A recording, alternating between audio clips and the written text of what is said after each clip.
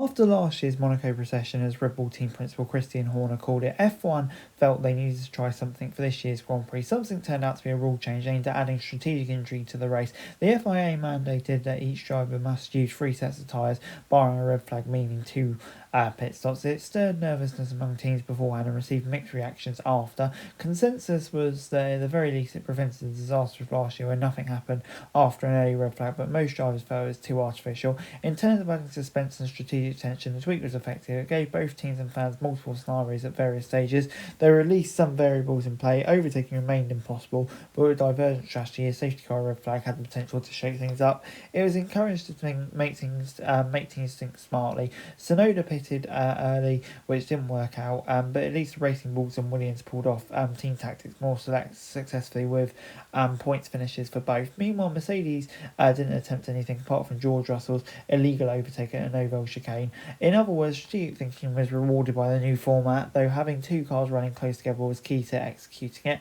One could argue it wasn't the most sportsmanlike tactics, with Alex Albon sharing that opinion after the race, even despite his team benefiting from it. The view was widely shared. Even race winner Lando Norris thinks F1 shouldn't aim for manufactured races, while Max Verstappen took it even as far, like in this year's Monaco race to Mario Kart, or wondering if throwing bananas would be the next step. However, these tactics don't necessarily reflect a flaw in the format, the result of overtaking being impossible at this circuit, regardless of the number of pit stops. Drivers can go as slow as they want. Fernando Alonso did something similar in 2022 with Alpine, deliberately backing up half the field, not to help his teammate but to preserve his own tyres. The outcome was the same, significantly slower lap times and a huge gap in front. The highlights of the fundamental problem with the current F1 car simply being oversized on the narrow streets. These tactics just stood out more this year, partly because the pit stop rule was talk of the town with the paddock, and partly because of the savvy ways teams played it. Up front, the rules didn't really change anything, so the main conclusion is it didn't really work. If the real problem runs deeper, what solutions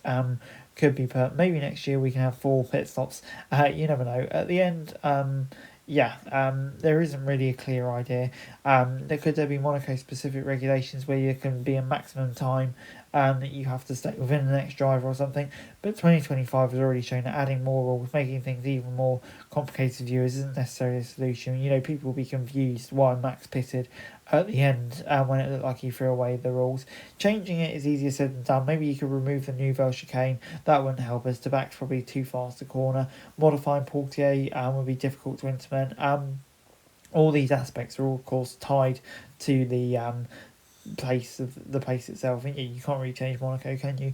The real issue is cars are too light, but with cars maybe getting a bit narrower next year, maybe we could have some options, but it's unlikely, isn't it? For the foreseeable future, there's drop Monaco or keep it as it is. For me, Monaco has to say. Saturday and Friday are probably the best of the year. Sunday obviously is not, but there's still the thrill and the history of seeing those cars go around the circuit. So yeah, while there may not be any obvious solutions, for me, I still love Monaco, and it's tough to stay on the F1 calendar. Anyway guys, that's it for this video. Thanks very much for watching. Remember to like, share and subscribe. Follow us on our socials, link in the description below for daily F1 news, meme and content. Subscribe to our other channels on screen right now, that'd be greatly appreciated. Thanks very much for watching. Peace out.